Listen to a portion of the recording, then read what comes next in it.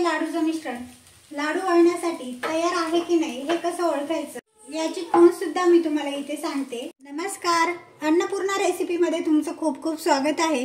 तर आपण पाहत आहोत हिवाळा स्पेशल किंवा थंडीच्या दिवसामध्ये केल्या जाणाऱ्या रेसिपीज।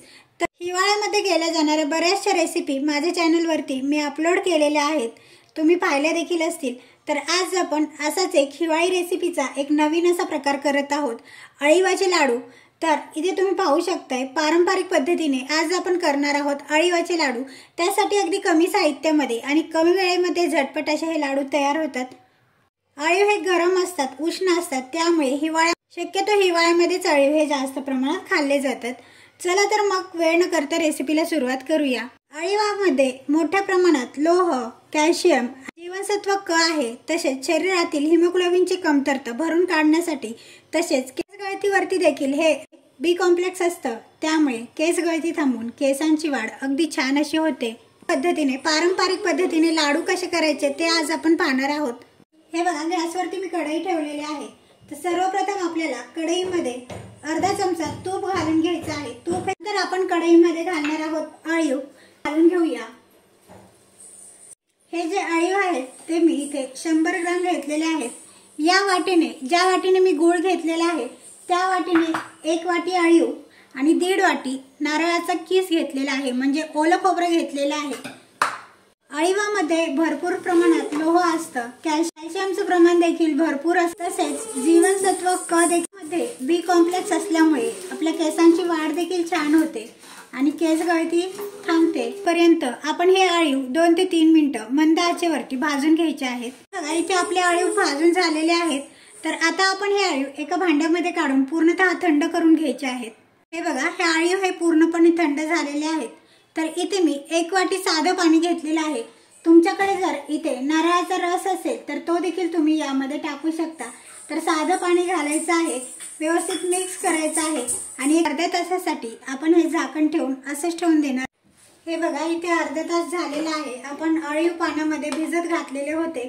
तर तुम्ही इथे बघू शकता अळीव हे पहिल्यापेक्षा दुप्पट ते तिप्पट प्रमाणात फुलले गेलेले आहेत। आपण सुरुवातीला अळीव हे भाजून भिजत घातलेले आहेत, त्यामुळे चिकट न होता सुटसुटीत असे हे अळीव झालेले आहेत, तुम्ही इथे पाहू शकताय। हे बघा, गॅसवरती मी कढई ठेवलेली आहे, त्यामध्ये आपण अर्धा चमचा तूप घालणार आहोत आणि नंतर आपण त्यामध्ये घालायचं आहे ओलं खोबरं। तर हे बघा, इथे मी 1 वाटी अळीव घेतलेला आहे आणि 1.5 वाटी ओलं खोबरं म्हणजेच नारळ घेतलेला आहे, मिक्सरमध्ये बारीक असा वाटून घेतलेला। ओलं खोबरं घातल्यामुळे हे लाडू पटकन खराब होतात, पण आपण परतून घेतल्यामुळे 1-2 ते 3 मिनिटं छान असं खमंग असं, पण आपण हे खोबरं परतून घेत आहोत त्यामुळे हे लाडू जास्त दिवस टिकतात। तसेच या लाडूंना खवटपणा येत नाही, त्यामुळे तुपावरती 2-3 मिनिटं छान असं भाजून घ्यायचं। नंतर आपण हे अळीव भिजत घातले होते ते सगळे अळीव आपल्याला यामध्ये घालून घ्यायचे आहे। तर या पद्धतीने अळीव हे भिजल्यानंतर दिसतात। तर आता अळीव घातल्यानंतर यामध्ये लगेच आपल्याला गूळही घालून घ्यायचा आहे। तर इथे मी बारीक असा चिरून गूळ घेतलेला आहे, तो घालायचा आहे। इथे मी जे गुळाचं प्रमाण घेतलेलं आहे त्यामध्ये मध्यम गोड असे लाडू तयार होतात। तुम्हाला जर आणखी गोड हवा असेल तर तुम्ही गुळाचं प्रमाण कमी अधिक करू शकता। यामध्ये गुळामध्ये देखील भरपूर प्रमाणात लोह असतं, त्यामुळे अळीवाचे लाडू बनवताना शक्यतोवर गुळाचाच वापर करावा, त्यामुळे भरपूर प्रमाणात आपल्या शरीराला लोह मिळतं। बाळंतपणामध्ये शरीराची झीज भरून काढण्यासाठी हे लाडू फायदेशीर असे ठरतात, त्यामुळे बाळंतीण बाईने तर हे लाडू दिवसामध्ये बऱ्याचशा लेडीजला केस गळतीचा समस्या चालू होतात। अशा वेळी हे लाडू खाल्ल्यामुळे केस गळतीच्या समस्येवरती देखील हे लाडू फायदेशीर ठरतात। पूर्णपणे वितळला गेलेला आहे। तर गूळ वितळल्यानंतर हे मिश्रण असं दिसत आहे। हे बघा, थोडंसं मिश्रण हे हातावरती घेऊन बघायचं आहे। छान असा गोळा झाला तर समजायचं की आपले लाडूचं मिश्रण हे लाडू वळण्यासाठी तयार आहे। तर तुम्ही इथे पाहू शकताय छान असा गोल गरगरीत असा गोळा होत आहे। तर आपलं मिश्रण हे तयार झालेलं आहे। तर आपण इथे गॅस बंद करून घेणार आहोत। हे बघा, तर आता मी इथे गॅस बंद केलेला आहे आणि वरून थोडंसं जायफळ खिसून घालत आहे। आपण इथे गुळाचा वापर केलेला आहे, त्यामुळे मी इथे जायफळ वापरलेला आहे। तर ज्या पदार्थामध्ये आपण गूळ घालतो त्या पदार्थामध्ये वेलची न वापरता जायफळीचाच वापर आपण इथे करायचा आहे। तर व्यवस्थित असं मिक्स करून घेऊया। थंडीमध्ये जायफळ खाणं हे सुद्धा आरोग्यासाठी उत्तमच आहे। तर आता आपल्याला हे मिश्रण थोडंसं हाताला सहन होईल इतपत कोमट करून घ्यायचं आहे किंवा थंड करून घ्यायचं आहे। हाताला सोसवल एवढं हे मिश्रण कोमट झालेलं आहे। तर आपण याचे लगेचच लाडू वळायला सुरुवात करणार आहोत। तर थोडंसं मिश्रण मी साईडला काढून, बरेच जण या मिश्रणामध्ये सुक्या मेवाची भरड घालतात, पण मी पारंपरिक पद्धतीने हे लाडू बनवलेले आहेत। फक्त आळीव, गूळ आणि ओलं खोबरं या 3 साहित्यातच आपण हे लाडू बनवलेले आहेत। त्यामुळे मी इथे कोणत्याही प्रकारचा सुकामेवा घातलेला नाहीये। तुम्हाला आवडत असेल तर तुम्ही नक्कीच घालू शकता।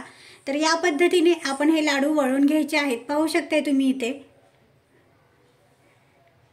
या पद्धतीने एक लाडू इथे मी वळून घेतलेला आहे। तर आणखीन एक लाडू तुम्हाला याच पद्धतीने मी वळून दाखवत आहे। थोडंसं मिश्रण हातावरती घ्यायचं आहे। लाडू हा आपण इथे छोटाच करणार आहोत। हे बघा या पद्धतीने हा देखील लाडू आपण इथे बनवून घेतलेला आहे। तर याच पद्धतीने राहिलेले सगळे लाडू मी इथे बनवणार आहे। हे बघा मी इथे सगळे आळीवाचे लाडू बनवून घेतलेले आहेत।